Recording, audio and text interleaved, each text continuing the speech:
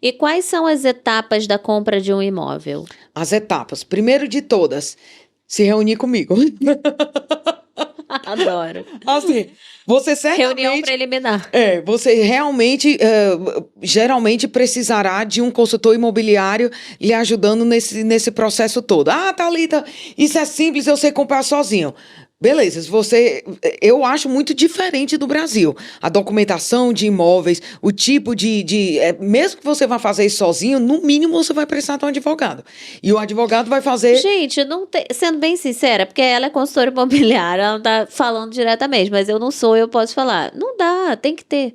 Minha visão, como consultora, como consultora. E mais, gente. Quando você vai... Tem gente que diz assim, mas eu sei fazer pesquisa, marcar visita, ir lá, negociar, não sei o quê. Eu acho até válido. Tem pessoas que realmente são muito espertas e pensam fazer isso sozinho e tal. Mas é o que eu digo. Primeiro, você não ganha nada com isso. Você não ganha desconto, o imóvel não sai mais barato.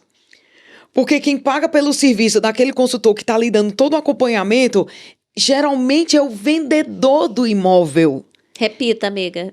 Quem paga o serviço... Vou logo dizer na primeira pessoa. Quem paga o meu serviço quando eu lhe presto um acompanhamento do início ao fim na compra de um imóvel, geralmente, na maioria dos casos, é o proprietário do imóvel que foi vendido, que você comprou. Ele paga uma comissão ao consultor que estava defendendo os interesses dele, vendedor, e aquele colega, aquele consultor imobiliário, divide uma parte dessa comissão comigo que estava lhe acompanhando. Ou seja, é como se... Olha o tamanho dessas aspas que eu estou colocando aqui, ó. O tamanho dessas aspas. É como se eu trabalhasse de graça para você. é isso. Sacou aí o negócio? Então, o que é que você ganha indo sozinho? Nada. Nada. E ainda digo mais.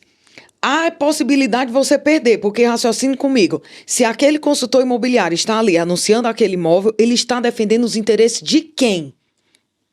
Do Quem vendedor. tá pagando ele, né? Do vendedor. Do vendedor. Claro. Ele foi contratado pelo vendedor daquele imóvel para vender aquele imóvel pelo melhor preço e pelo menor espaço de tempo possível.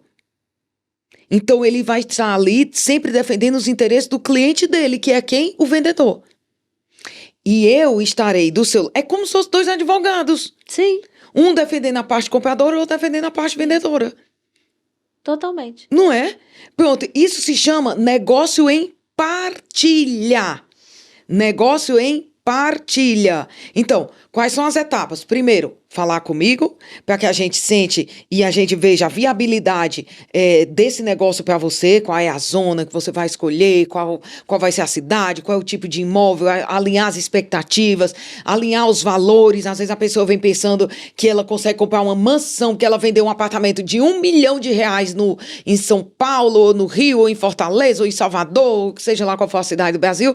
Ela vendeu ali um imóvel de R$1 milhão e ela chega aqui com 180 mil euros e pensa que vai comprar um imóvel com aquele mesmo padrão. Não. E não vai. Longe disso. Não vai, gente. Bem longe disso. Bem longe. Bem longe. Aqui a moeda de troca é outra.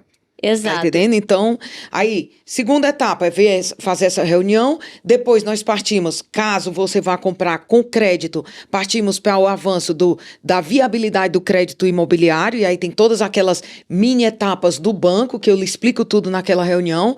Depois dessa pré-aprovação bancária, vem a etapa de procurar os imóveis, selecionar, né, ver quais são os mais interessantes. A ideia aqui não é ficar 6 meses visitando imóvel, não dá existe tempo. isso.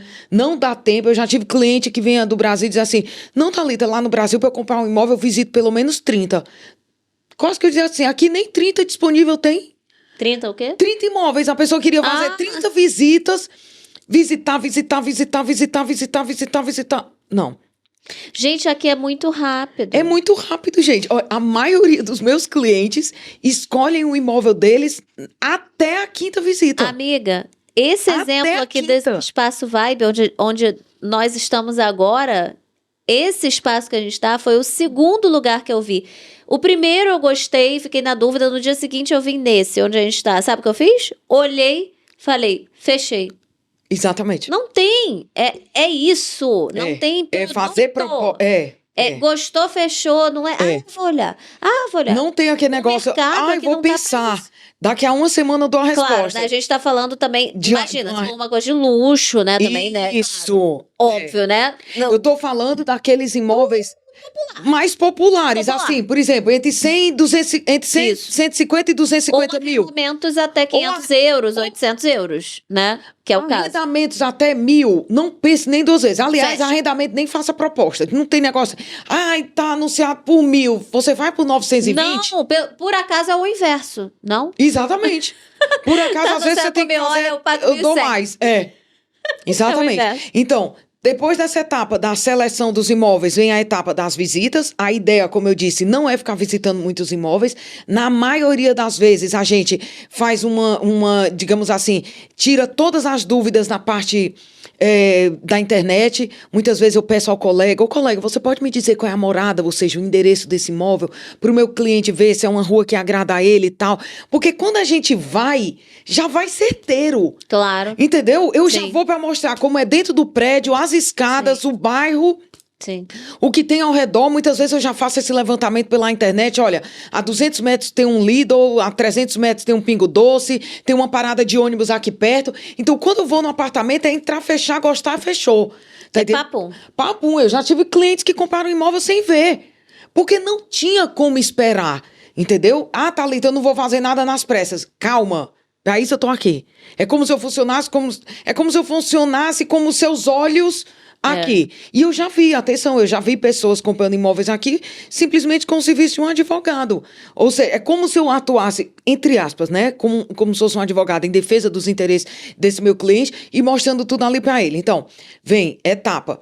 Conhecer o cliente, ver a viabilidade financeira, depois selecionar os imóveis a serem visitados, realizar a visita desses imóveis com ou sem o cliente aqui, escolher o imóvel, fazer uma proposta, negociar, avançar para o contrato promessa, compra e venda. Antes do contrato promessa, compra e venda, atenção que se for recorrer a crédito imobiliário, você precisará esperar a avaliação do imóvel. É aqui que reside metade dos cabelos brancos que eu tenho, e já eu explico por quê. Depois, avaliação do imóvel, você perceber a escritura. Ou seja, é como se fossem 10 macroetapas, entendeu? Cada uma não pode querer ultrapassar para ir para outra sem ter mesmo uma sequência, cumprido aquilo. Depende da outra, né?